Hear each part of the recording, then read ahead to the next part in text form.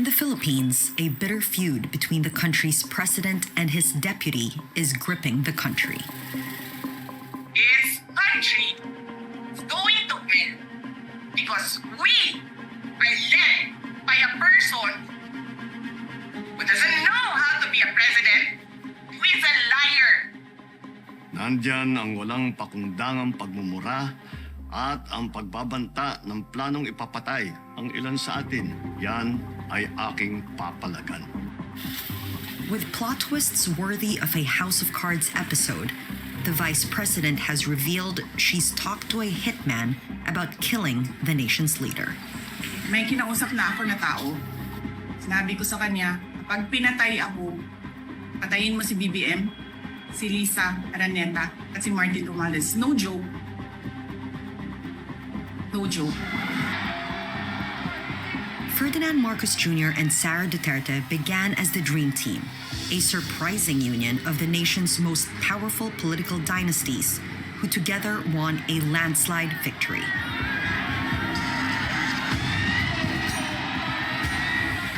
He's from the infamous Marcos family, son of the late dictator Ferdinand Marcos Sr. She's the daughter of Rodrigo Duterte, the man responsible for the bloody drug war that killed thousands of Filipinos. Right now, the Dutertes are backed into a corner. Last week, the International Criminal Court ordered the arrest of the former president for crimes against humanity. He's now at The Hague, awaiting trial. This could spell the end of their dynasty and a major victory for the Marcoses.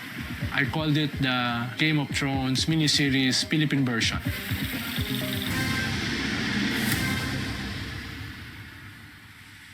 Hello everyone, welcome to another episode of Awakening Podcast, where I present to you a Chinese perspective on global geopolitical issues. On March 11th, the ex-president of Philippines, Duterte, was arrested by Philippines authority in Manila's main airport upon his return from Hong Kong. The arrest was executed by a warrant from International Criminal Court. This incident received minimum coverage in Western news outlets, but created quite a stir among Chinese geopolitical analysts. I'm first going to let Professor Jin here to provide a very short explanation as to what happened from his perspective, which more or less represent the mainstream Chinese view on this issue. After that, I'm going to give you guys my thoughts and take on this, especially when it comes to the grand geopolitical landscape of China's immediate neighbors in the region, which, to be honest, I'm currently indecisive as to how to proceed moving forward. In addition, I also want to get feedback opinion from countries in Southeast Asia, especially from Filipinos, because this was your ex-president. I want to understand how you guys see this and how you guys feel, and what recommendation you guys have for China as to how to deal with similar things in the future. But first, let's take a look at Professor Jin's opinion. During Duterte's presidential term back in 2019, the Philippines left the International Criminal Court, so they are no longer a member of the organization. Because of this, the Philippines is not obligated to obey ICC's arrest order. However, the current president, Marcos Jr., plans to return the Philippines to the ICC. This is a political move, because these two powerful families are having intensive infighting. Duterte's daughter, the current ex-president of Philippines, has been sidelined from politics and is currently going through impeachment process. This is a complicated issue involving both domestic rivalry and foreign affairs between US and China. The official narrative of ICC is during Duterte's war against drugs. He committed crime against humanity, killing over 6,000 people. Duterte, however, insists that he did the right thing for the good of the country, and at that time must utilize harsh measurement. During his time as mayor in his hometown, he did the same thing as well, using police force to violently crush down the cartels. When he became president, he enacted similar strategy across the entire country. From my understanding, the Philippines' public opinion supported Duterte's effort, but the ICC considered his strategy and action too cruel, not up to the Western standard, which is why certain Western entities use this excuse to arrest him. However, Duterte's family relationship with Marcos Jr.'s family relationship is at odds. Now, with the ICC's support, he can openly arrest Duterte to weaken his family's position in the Philippines. When it comes to foreign supporter, I believe it is the West, or mainly the Americans, that are backing this decision. The United States is currently in a geopolitical competition with China, and during Duterte's 5 years as president, his relationship with China is pretty good, I would say. So I believe it is a way for the US to punish the Philippines' ex-president, to set an example that whoever gets close to China will be punished. Of course, I do not fully understand why he traveled back to the Philippines, knowing that the police was waiting for him. It could be his personality. He has a lot of self-esteem and confidence. He believes that he did the right thing for his country, and he's not in the wrong. He held his head up high no matter where he goes. Or perhaps he believed he has political supporters within the country, which led him to believe that the arrest might actually strengthen his position. Let's wait and see what kind of reaction Filipinos had regarding this. China's official government response is roughly that the Philippines' internal judicial system should also get a chance to review the case. When the Philippines' judicial sentence matches the one of the ICC, it will make a more convenient case. But let's see what happens. Okay, that's a short summary from Professor Jin. Before I go to my own opinion about this arrest, I want to quickly go over the dispute in the South China Sea between Philippines and China. This has been a hot topic in recent years, and there are many videos on YouTube which shows you the basics. But I'm going to tell you the Chinese perspective of the South China Sea in a condensed version that you don't get to see in Western media space. First, China claimed the 9-line before the Chinese Communist Party even came to power back in 1947. That was called the 11-line. How the Western media portray this is that China is becoming more powerful now, so it started to claim this water, which it didn't before. So that's not true. Second, the Chinese approach to this is that, okay, I have a claim over this water, and you, Philippines, said that you have a claim as well. And since we can't solve this issue outright, how about we share this body of water peacefully? Our fishermen can all fish here, and everyone's cargo ship can sail through these waters. And if there are natural resources discovered in here in the future, we can find ways to profit together. So that's China's approach, diplomatic solution. And historically speaking, that is what happened as well. You can check historical record, or if you just use ChatGPT, there were barely any military confrontation before 2012. Both China and Philippine fishermen were fishing there, just like they have been doing that for thousands of years. No one was chasing each other away. However, and again, let me remind you guys, this is Chinese narrative, okay? I'm not forcing this on anyone. You think about this and generate your own opinion, okay? However, after 2008 financial crisis, as I said before in other videos, US-China relationship started to deteriorate. So that's when US want to pursue a more aggressive containment policy towards China, including weaponizing its allies or Here, we Chinese consider the Philippines as a close satellite of the United States to provoke China. It first started in 2012. A Philippine Navy vessel started to chase away and detain Chinese fishing boats fishing in those bodies of water. You can check this information by yourself. So it was the Filipino Navy who made the first move. So before 2012, well, both countries tried to keep things rather blurry. But after 2012, Philippines was the first party to start enforcing what they call the EEZ. So China retaliated by chasing off Philippine vessels. All these then led to the famous 2016 international ruling of UNCLOS, which the full name is United Nations Convention on the Law of the Sea, which resulted in ruling in favor of the Philippines, and China do not recognize that ruling.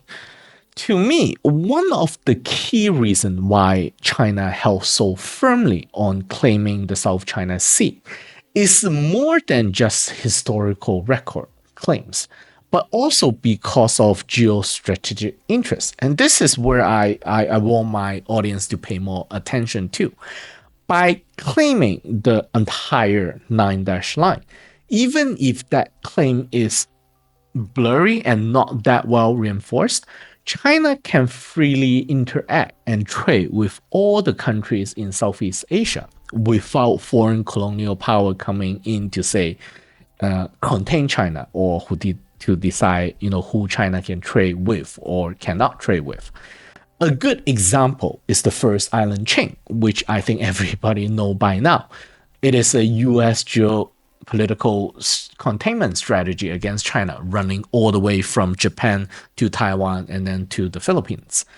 So to avoid being locked in, China will have to aggressively protect the claim of the 9-dash line, so it can keep its maritime sea trade open.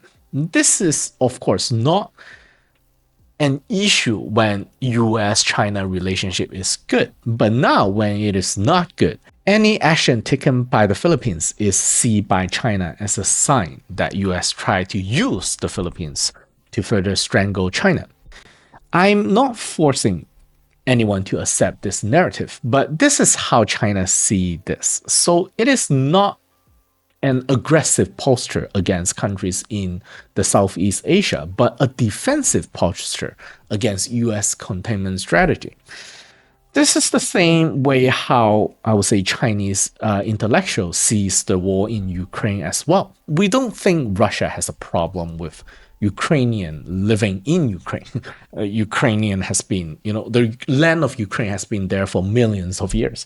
We see it as US NATO, as a colonial power, try to hijack the country, Ukraine, and use it to contain Russia, which is also why I said it is not a good idea, for example, Finland to join NATO, because Finland is kind of directly or indirectly, depending on how you see it, helping US NATO in containment or against Russia. So I believe it is very important for people in Eastern Europe and also now in Southeast Asia to understand how big power like China and Russia see this from a great power perspective and come to an understanding, or else there will be more conflict. Okay, back to the topic today. In Chinese social media, most people supported Duterte's position, believing that this is a dirty political move by the Americans to suppress a neutral or pro-China leadership in Philippines. And Professor Jin said, which is how I see it as well, this is clearly a prearranged move, because thousands of government law enforcement was locking down the airport waiting for Duterte's return. A few points here to condense the whole event. Okay, first of all, like Professor Jin has said, Philippines is not even in the ICC. Why are they obeying it, right? And second, you don't need thousands of police for one man's arrest. Not usually, but This one is definitely not just an ordinary person. They are there because the process is done in a shady way, and police are there to prevent Duterte's supporters in intervening with the process.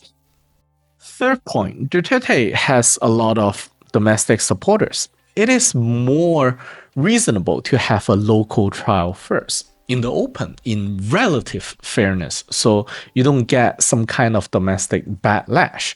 I mean, imagine if, let's say, Kamala Harris or Joe Biden want to get rid of Trump in the election and have, thousands of FBI officers arrest Trump and send him to ICC or somewhere abroad.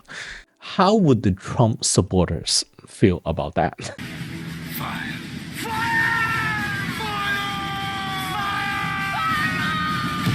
Fire now!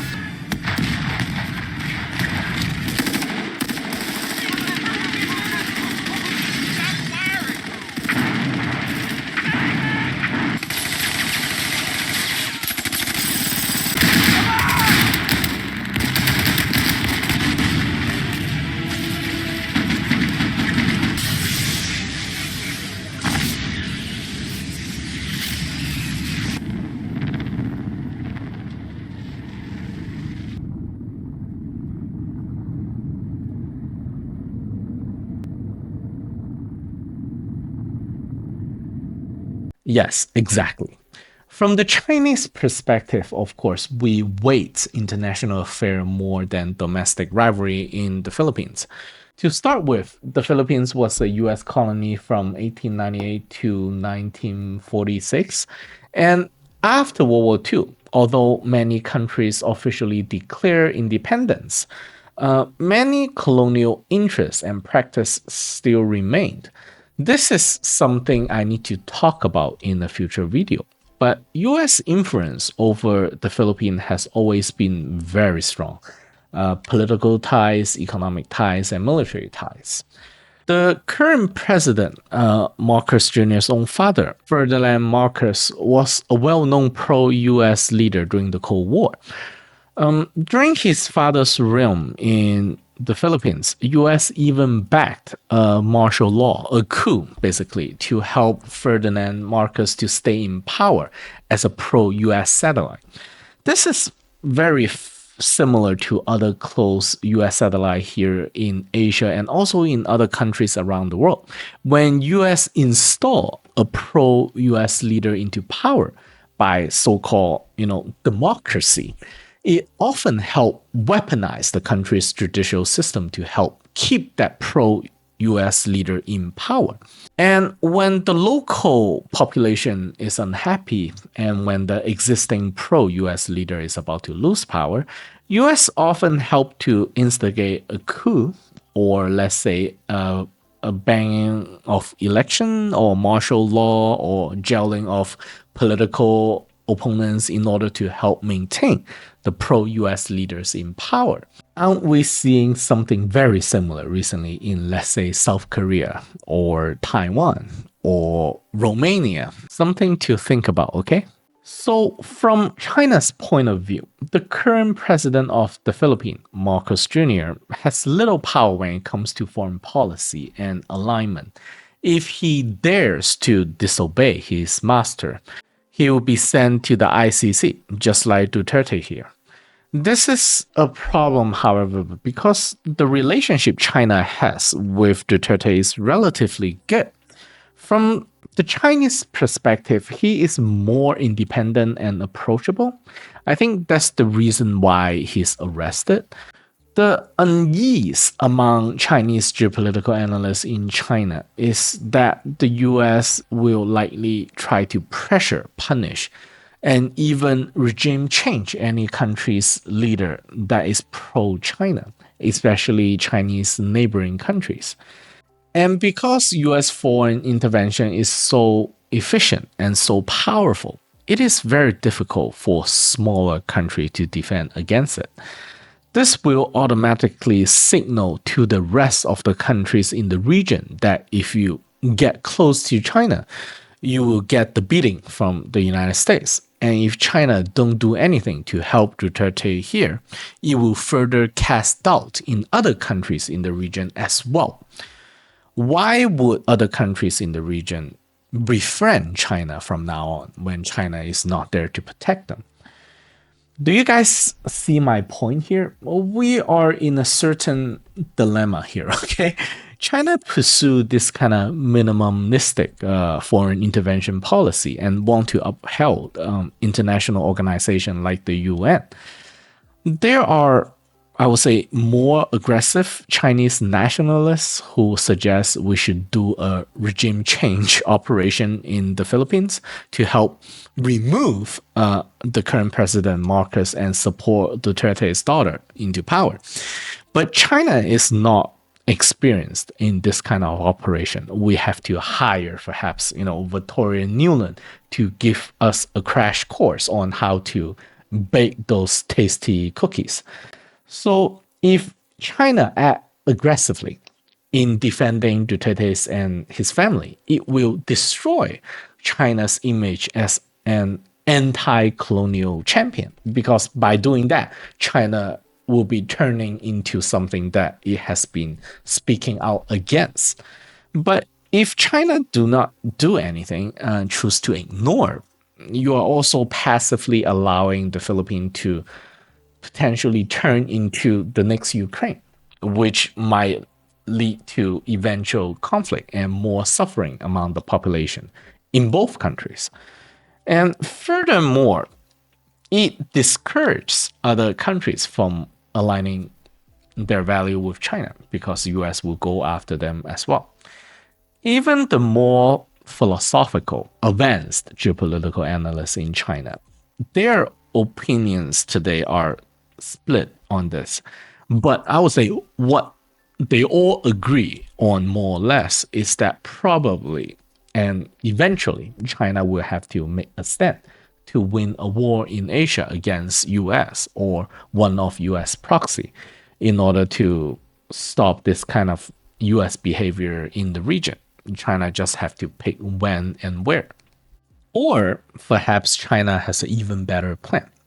Maybe someone like Elon Musk is actually Chinese undercover in United States and is kind of destroying the empire from within at the moment, and China just have to wait and see the result. Well, what do you guys think China should do? Let me know in the comment section. And if you like this video, please press the like button and consider subscribing to my channel. I really appreciate it. I will see you guys in the next video.